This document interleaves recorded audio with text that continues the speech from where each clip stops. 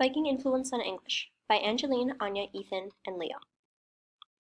People tend to think of the Vikings as simply attackers. However, they were also colonists and excellent traders. Vikings were such good sailors that they were able to reach as far as Russia, Iceland, Greenland, and even North America. Their influences can be seen in all of Europe, from art to architecture to language. Modern English has been influenced by Old Norse, the Germanic dialect that the Viking settlers spoke. As settlers mixed with local Old English speakers, their languages blended together.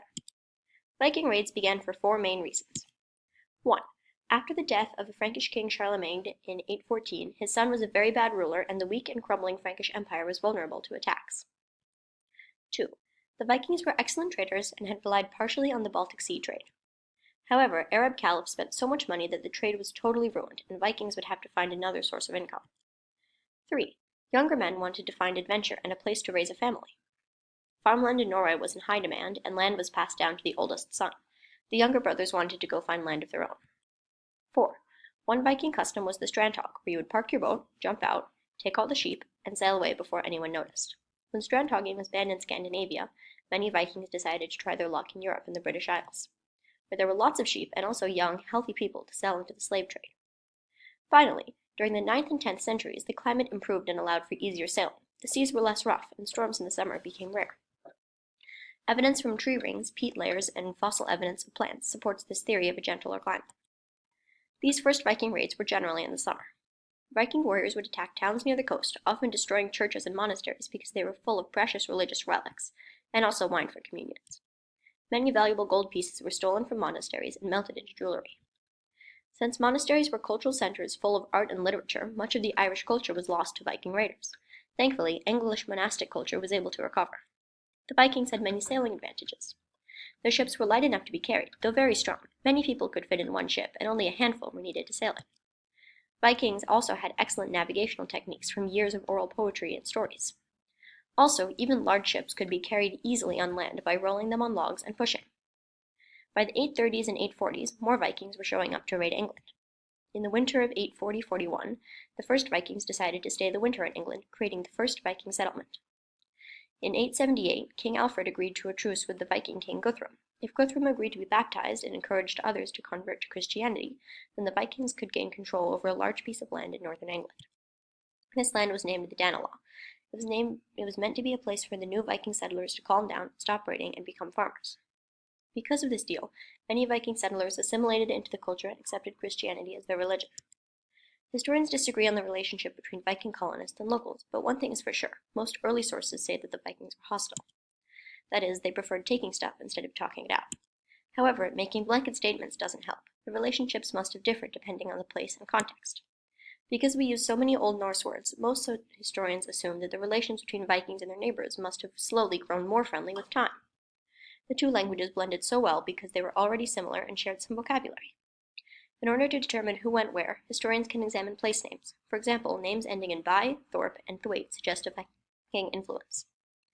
Also, Viking graves give some clues as to what life was like, because most people were buried with clothing, tools, and valuable possessions. Trash heaps can be examined for clues about the Viking diet. As seen in many of today's modern European languages, genders for nouns and verbs are quite commonly seen. Genders were once prevalent throughout both Old English and Old Norse. However, it began flaking away in Northumbrian Old English, which was spoken in a particular area of the British Isles. The reason why genders began to flake away was described in a situation that linguists theorized occurred. If a Viking and an Englishman interacted with each other, they would be able to understand a few words in the conversation. The example provided was, if an Englishman offered to sell a horse to a Viking, the Viking would understand that the Englishman was trying to sell a horse, but the miscommunication would occur in the grammatical area, as the Viking wouldn't understand how many horses he was selling. The Old English word for one was that, and two was that. An Old Norse speaker wouldn't know the difference between the two endings. As more situations such as this occurred, it was more likely that the language would simplify, leading genders and/or endings to drop. Meanwhile, in the southern British Isles, they still retained genders for a while. Evidence showed that the northern area of the British Isles was more densely populated with Vikings.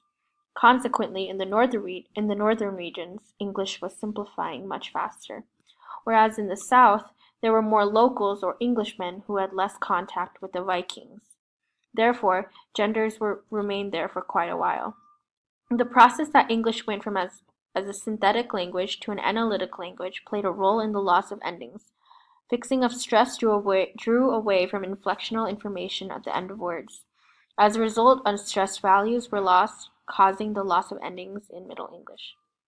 In Middle English, some verb endings dropped as a result of King Edward's effect on English. King Edward, rather than speaking French, spoke English.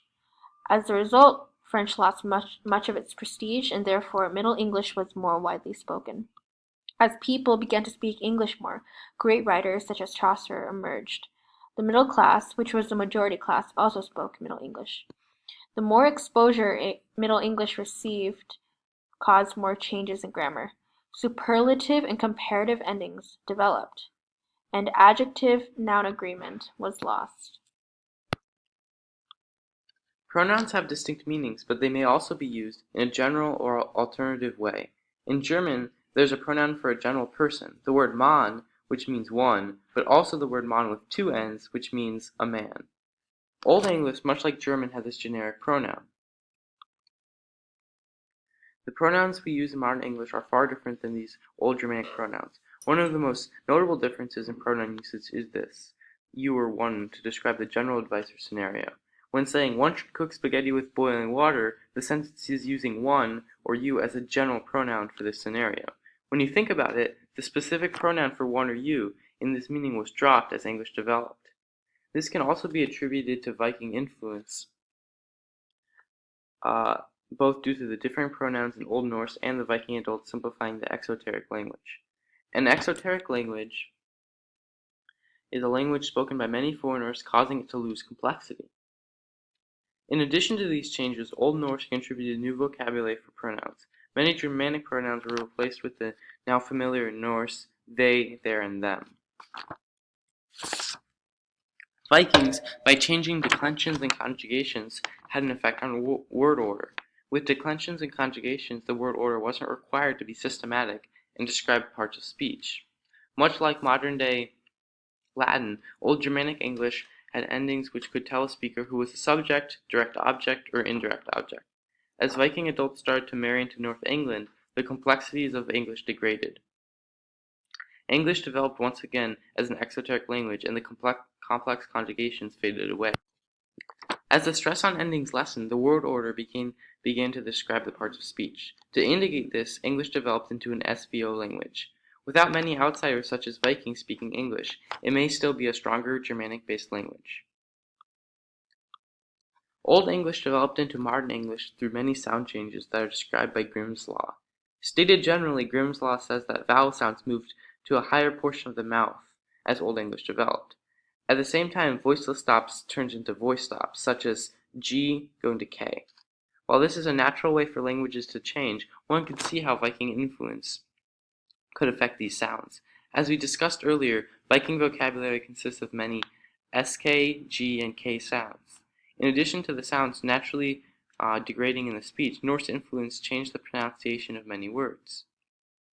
For example, the I in I, like German Eier, turned into egg.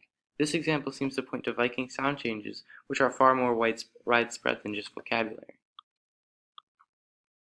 Another wonderful example of Norse influence on English is the mitigation of the reflexive case. In Old Germanic English and Modern German, some phrases literally translate to I brushed myself the teeth.